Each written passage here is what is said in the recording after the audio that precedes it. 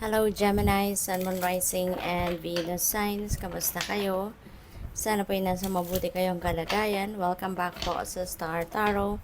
At kung bago kayo rito, welcome din po kayo. Please subscribe, like, share my videos, and leave me a comment po kung nakaresonate kayo. Thank you.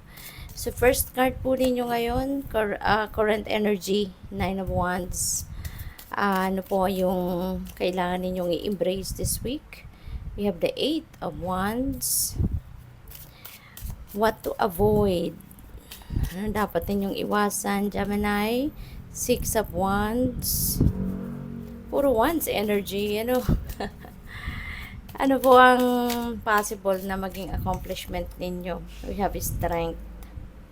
And possible blessings, opportunities na maaring dumating. We have the 6 of Pentacles. Ano yung obstacle? We have Knight of Swords. Advice po ni Spirit sa inyo this week. We have 2 of Cups at Knight of Pentacles. Ayan, so that's beautiful. So, ayusin muna natin. Pasensya na maliit lang yung table ko And so, bottom of the deck po, ito yung theme ninyo for the week. We have the Hierophant. Ayan. So, siguro, Gemini, you are one person na mahilig mag-aral, curious, you're always curious about something. Laging gusto mong may bago kang natututunan, acquired knowledge, yung ganun. So, baka sa ngayon, baka kayo ay focused on education. Siguro this week, maybe meron kayong gustong madiskubre, gustong matutunan, meron kayong gustong aralin, yung ganon, no? Maaari kasi na you are mentor, you're a teacher, no? Counselor, mga ganon. Kaya dapat lagi ka talagang there's always something new, no, na pwede ninyong i-share, pwede ninyong knowledge na dapat ninyong i-impart sa iba, no, sa mga taong lumalapit sa iyo, humihingi ng advice, yung mga ganon, kaya kayo masipag kayong mag-aral, masipag kayong matuto ng something new. So yung current energy ninyo is the 9 of Wands, So feeling ko dito, this is boundaries, Gemini. Nakatayo na yung mga wands na yan. Parang kasi you are protecting yourself, no? You are protecting your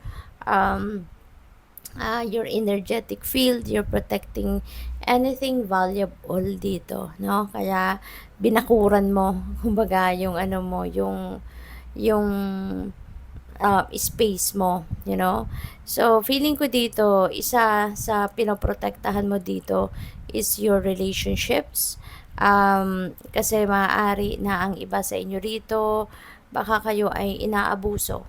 Maaaring you are being abused dahil sobra kayong mabait, dahil sobra kayong considerate, no? You're very compassionate person, very generous, supportive. Kaya may mga tao sa paligid ninyo, no, na instead na i-appreciate yan, ginagawa ninyo para sa kanila, maaaring ikaw ay inaabuso. Kaya maaari na ngayon, siguro you are going to try to build your healthy personal boundaries to save your relationships. Kasi ganun pa man, mahalaga din sa iyo yung relasyon mo sa mga tao sa paligid ninyo. Kaya maaari na yung mga tao din ito is valuable para sa iyo. Ayaw mo rin na masayang yung relationship mo with them. Kaya ikaw na lang yung gagawa ng paraan, 'di ba? Para mapangalagaan ang inyong relationship. Kasi when there is boundaries, no, you are setting your limitations dito. So, nakakatulong talaga yan na magkaroon ng awareness, no? Both sides, 'di ba, of their limitations. Ano yung mga hangganan lang, 'di ba? Para hindi maabuso, hindi kayo maabuso, At kayo din, hindi rin kayo mang-aabuso sa kanila. At that helps, no, for a relationship to grow stronger. Kasi kapag may boundaries ka, 'di ba?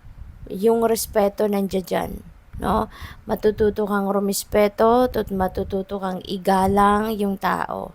Alright? Kaya that is one way of protecting your ano and taking care of your relationships para hindi kayo dumating sa punto na magkakaaway na kayo, magagalit ka na ng bongga sa kanya or sa kanila kasi nga kung sobra-sobra na talaga yung pang-aabuso sa'yo. So, ano yung dapat ninyong i-embrace sa ngayon? Eight of Wands. Eight of Wands is a fast-moving energy. So, siguro meron ditong, at this is about this is also about travel. So, siguro meron dito mga travel opportunities na dadating sa inyo. Eight of Wands is also, this also signifies um, good news, may mga wonderful opportunities din na dadating dito na hindi mo inaakala, hindi mo sukat akalain ano, pero meron at merong dadating na mga biyaya sa iyo.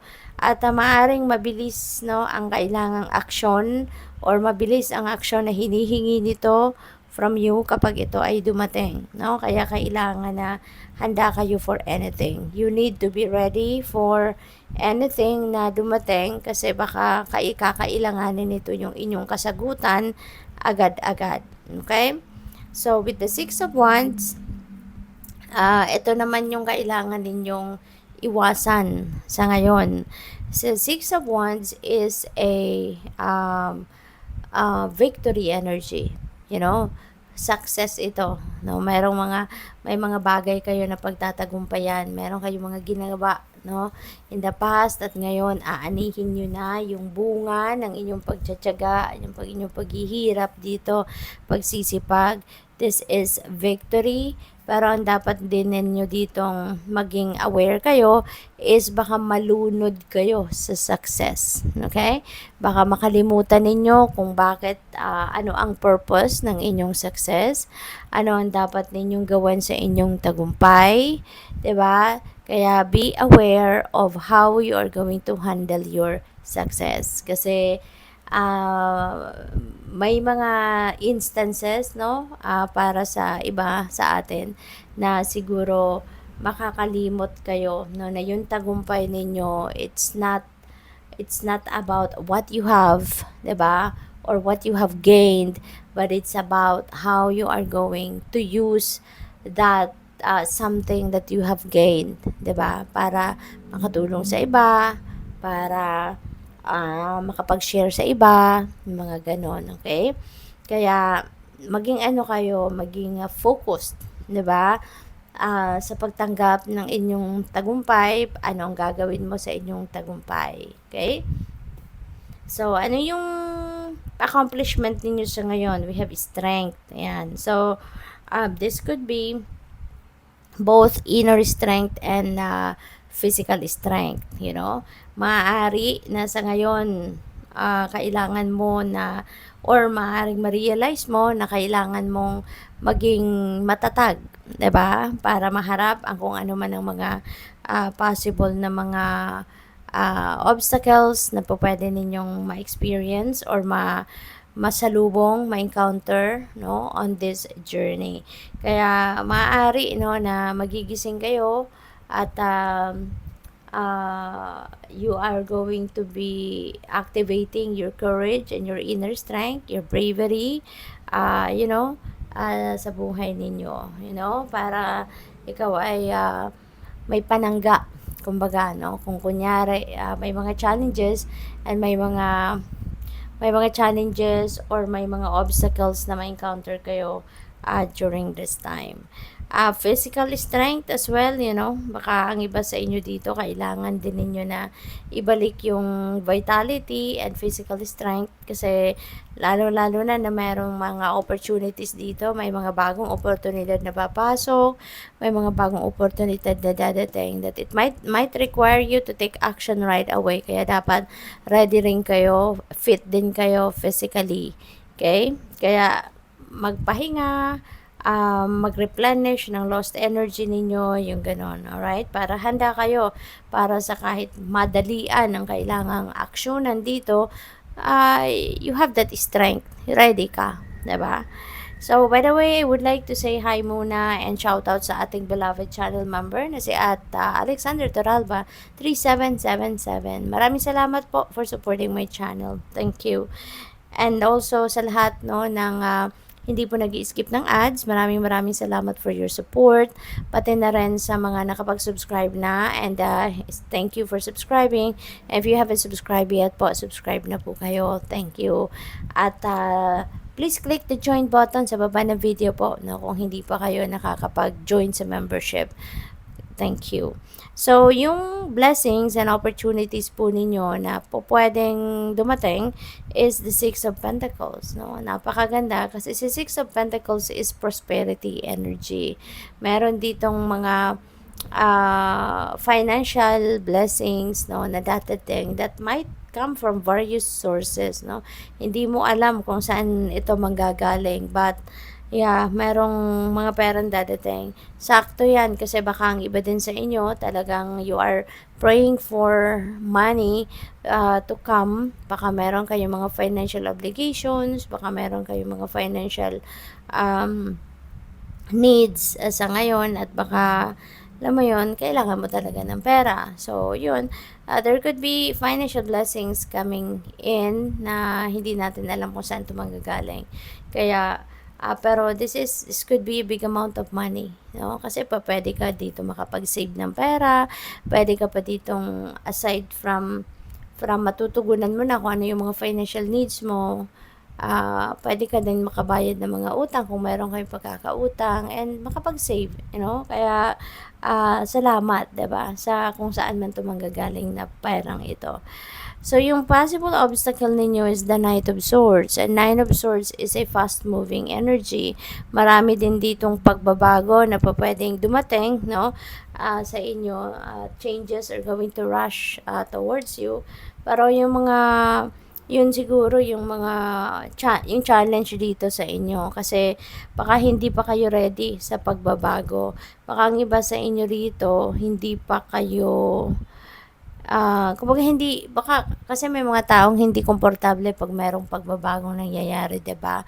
Kaya maaaring 'yon ang magiging challenge ninyo rito na kampante na kayo or comfortable na kayo doon sa kung ano ang kalakaran, ano nangyayari sa buhay ninyo, tapos here comes change, 'di ba? Kaya maaaring 'yon ang pwedeng hindi ninyo pwedeng hindi ninyo inasahan din ang pagbabagong ito or talagang mabigat sa loob ninyo no, na akapin or tanggapin ang pagbabago because maybe you are not used to changes, no? At mabilisan pa ang pagpasok nito. So, ano yung advice ninyo? Advice ng Spirit sa inyo this week? We have the Two of Cups and we have the Knight of Pentacles. Ayan. So, there is an offer dito sa inyo, no? Merong offer dito na pwedeng business partnership since we have Two of Cups. There could be an offer of a new friendship. There could be an offer sa inyo of love. Diba? Kasi baka meron ditong dadating na romantic interest ninyo kung single pa kayo, yung ganon. So, there is an offer. Pero ang maganda rito, kahit ano pa man itong offer na dadating, whether pwedeng pagkakitaan din, hindi rin kayo magmamadali. You know, you are really going to digest that information first, that opportunity first before you make a decision dito. Kasi ano na kayo matalino na kayo. You've learned a lot of lessons in life in the past at marami na kayong wisdom, natuto na kayo sa mga bagay-bagay na nangyari na sa inyo in the past. Kaya hindi na kayo hindi na kayo yung nagra-rush, hindi na kayo yung laging nagmamadali, no? So, ano ang final message ni Gemini? Tignan natin.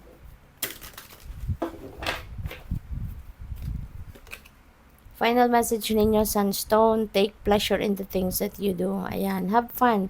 Mas maganda, no, na gusto ninyo yung ginagawa ninyo, mas maganda na you are loving what you are doing, you are enjoying what you are doing, kasi with that mas tumataas yung vibrational frequency ninyo kapag you are enjoying what you are doing, and as well as naging maganda yung epekto nito sa iyo, lalo na sa energy ninyo, kasi mas naging excited kayo. When you are excited, when you are happy, you're enjoying what you do, mas kayo, mas mabilis, no, yung pag-manifest ninyo sa mga bagay na gusto ninyong ma-manifest, no, mas mabilis yung pag-achieve ninyo sa mga goals ninyo, 'di ba? Kaya good luck sa iyo. Thank you for watching. Love and light. Namaste.